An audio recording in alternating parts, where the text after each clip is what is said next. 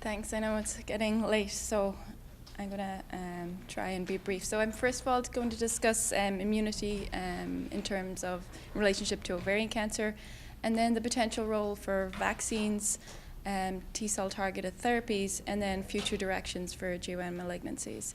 And to start off, we now increasingly recognize how important the immune system is in ovarian cancer.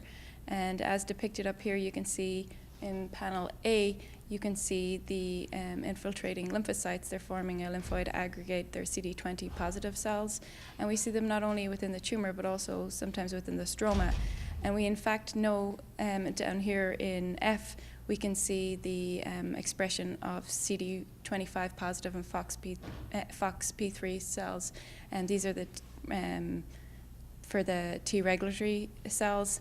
And what we know is that patients who have a low CD8 compared to the T-reg ratio, that they actually do worse. So patients who appear to have a robust active immune system may actually do better. So what we want to do is harvest this and try and use the immune system so that we can attack the cancer, similar to the way the immune system can recognize infections, such as viral infections. We want to be able to teach it to be able to also attack and eradicate cancer cells. So there are various mechanisms that this can be done through antibody-mediated and also by enhancing the T-cell response. So we all know how important the T-cell response is. But all these events are not isolated and they're all codependent. So it's a very important, there are numerous steps that we have to address when we're trying to activate the immune system. And unfortunately, some of our vaccine trials to date have been quite disappointing. And I suppose that's because we increasingly recognize how complicated the process is and how many steps and regulatory and inhibitory steps are involved. So this is an example of the cancer immunity cycle.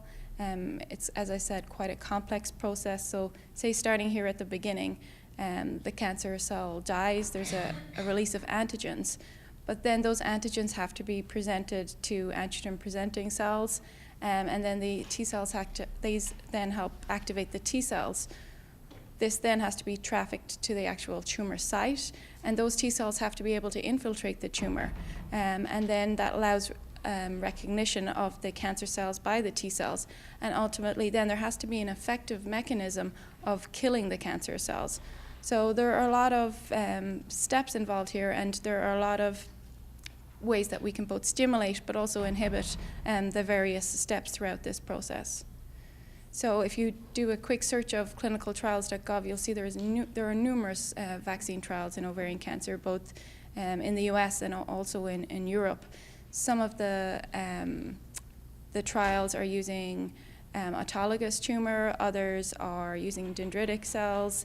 Some of the trials are geared at patients who are in remission, others are with patients who have perhaps just a biochemical recurrence. But in general, a lot of these are being given in patients who have low volume disease, and I'm going to explain why that is. So Dr. Sabatini led a very important phase 3 trial, and this was of a anti-idiotype.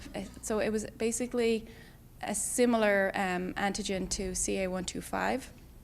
And in that, the hope was that by immunizing patients with advanced stage disease who had entered their first clinical remission, that would be able to extend that remission or hopefully maybe even cure patients. But unfortunately, despite the very well-conducted study, over 800 patients were involved, it was essentially negative. There was no improvement in progression-free or overall survival. So what has become clear is that we can't just give one vaccination against one antigen, and it has to be a bit more complex than that. So there are numerous antigens that have been shown to be expressed in ovarian cancer, and these are potential targets. But one consideration is not just to target one antigen, because we know that even in a patient whose tumor expresses an antigen, not all the tumor cells are going to express that antigen. So perhaps a targeted approach targeting multiple antigens that have been confirmed to be present in the patient's tumor and ideally perhaps even the most recent, having a recent sample of the tumor to confirm that they're still present.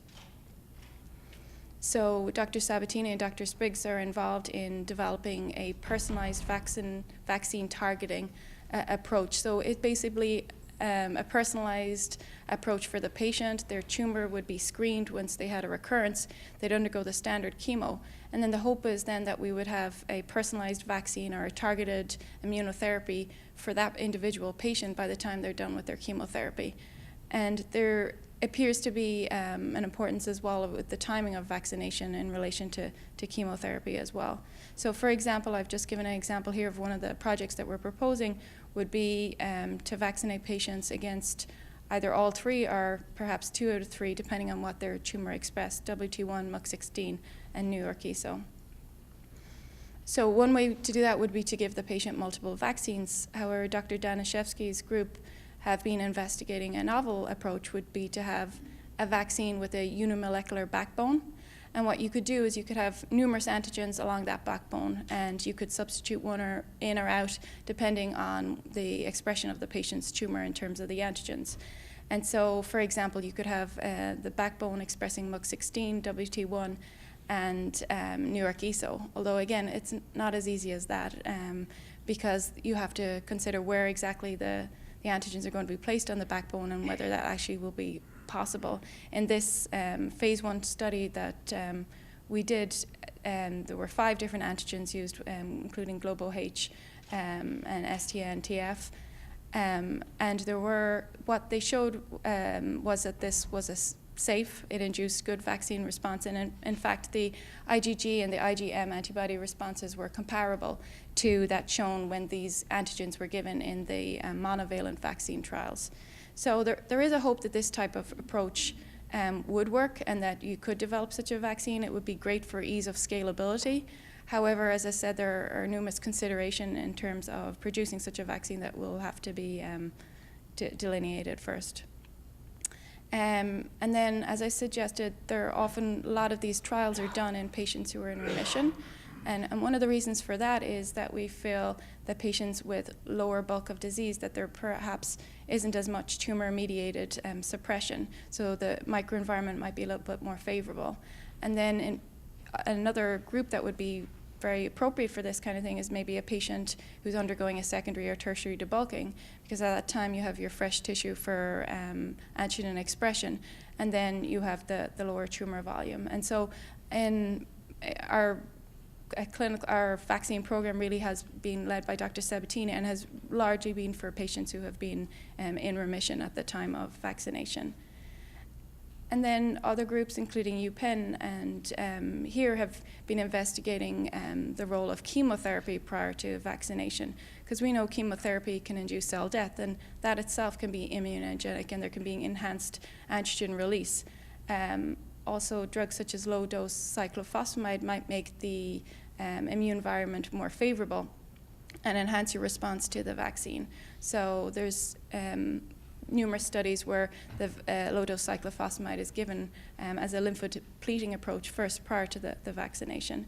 And then a drug that we commonly use in ovarian cancer, such as gemcitabine, that has been shown to reduce myeloid-derived suppressor cells. So there are a lot of different ways that we can combine treatments that we routinely use and perhaps optimize the success of our thus to be proven vaccines. So just moving on to the second portion of my talk is regarding T cells. And so we know how important the T cells are, screening the body, looking for infected viral cells, cancer cells. But they do need they need the help from the antigen-presenting cells. And this is, as I already said, quite a complex process, and it needs to be intact. And once the activated T cell then recognizes the antigen, it's able to form tight junctions and ultimately leads to a process, a cascade of events that leads to the cell death. And ideally, it would be wonderful if we could just take off the patient's T cells, sensitize it to whatever the antigen is, and then expand them ex vivo and return them to the patient and have a very successful therapy. But unfortunately, that's not the case. We conducted a phase 1 trial here where patients received WT1 dose, their own T cells that had been sensitized to WT1. And although we noted declines in the CA125 that corresponded with the timing of the T cells, these responses were very short-lived. And that makes sense because, I mean, there's so many different barriers to those T cells, not only getting into the system, not being eradicated, persisting, and then actually making it to their target, and then being effective killer cells. So there are a lot of things that we have to take into account when we're developing these T-cell targeted approaches. So one of the very exciting areas that we're going to investigate very soon, tomorrow is the last day with the FDA regarding this, so hopefully it will be activated as of tomorrow, is using chimeric antigen receptors. So what that is it uses the portion of the B cell and the intracellular signaling of the T cell to skip one of those complex steps. And so this actually helps make the T cells more active and more likely to result in cell death. So for example, in the CAR T cell study that we plan, it's going to be against MUC16 ecto, which is the portion of the CA125 molecule that remains on the cell surface. So it's a great target, and it's been done on the great work of investigators at MSK. So we have our CAR, and that's what's called the chimeric antigen receptor. And the really great thing about this type of approach, if it works, is you can just substitute your target. You can substitute your antigen. So in our phase 1 study, we're going to be targeting MUC16, but there's no reason why we couldn't substitute it in the future and have a different one. For example, Dr. Adesimili is doing a study in mesothelioma and in breast cancer, and his CAR expresses mesothelin, or targets the mesothelin. So once we have, this is called a CAR. We have our gene of interest, and then you add a retroviral vector. And then with that construct, what you do is you force the T cells, so you've taken the patient's T cells off, and you force them then to express this CAR on the surface. And the hope is then that these activated cells will be able to eradicate the patient's tumor. So they'll find the target, and then that will result in the cell death of the cancer cell. So just to give you an overview of what the trial would look like, you have a patient with ovarian cancer. You take off their T cells through a process called leukapheresis, and you isolate the T cells of interest, and then you force them through a process called transduction to express the CAR on their surface, and then they're expanded ex vivo and washed and stored until the time that they're going to be used. And ultimately, the plan will then be to infuse them back into the same patient at a suitable time. And so this is an example of a second-generation CAR. As I've already explained, there's a lot of concern that the T cells won't stay around. So there was a lot of thought about what can you do to help their persistence and get them to get to the actual site of the tumor. It's one thing giving them into the vein, but it's another thing for them actually to infiltrate the tumor and eradicate it. So Dr. Brenchens and his group have developed the armored CAR, and the armored CAR contains an IL-12, so interleukin-12, as you all know from our medical schools days. This is very important in terms of propagation and expansion of T cells and stimulation of the immune system.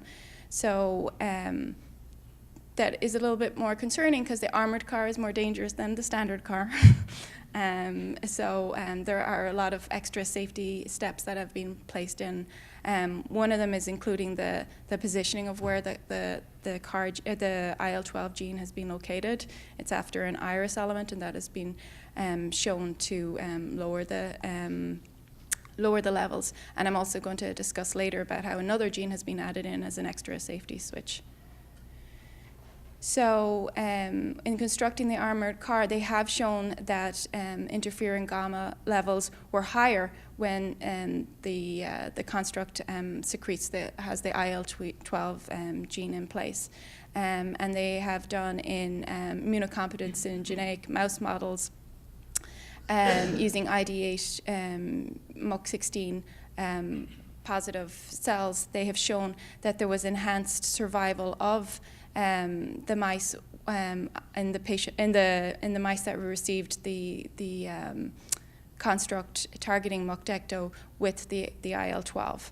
So these preclinical studies done by Dr. Brenchens' group have really been very, very promising, and that has led on to consideration of now the first-in-human phase 1 trial.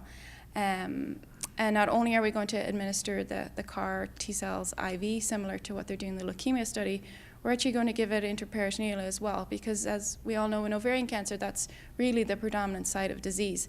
And as I explained earlier, it's really important that we get those T-cells to the tumor where they're going to hopefully work.